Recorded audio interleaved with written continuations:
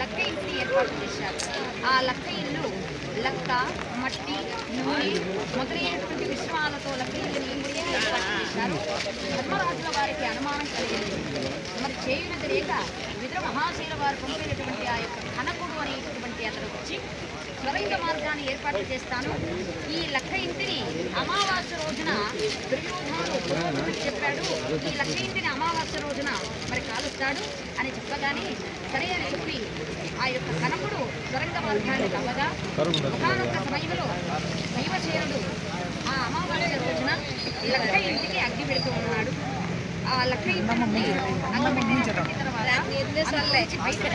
పాండవులందరూ కూడా బయలుదేరి కామ్యక వనంలోకి ప్రవేశించి ఆ కామ్యక వనంలో నివసించేటటువంటి హిడింబాసురుడు అనేటటువంటి రాక్షసుని కంటబడగా మరి హిడింబీదేవి ప్రయాణమై వాళ్ళందరి దగ్గర వచ్చి ఈ యొక్క భీమసేనుని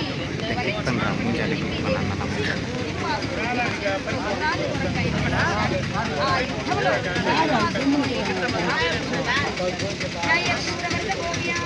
గోవింద గోవింద గోవింద గోవింద.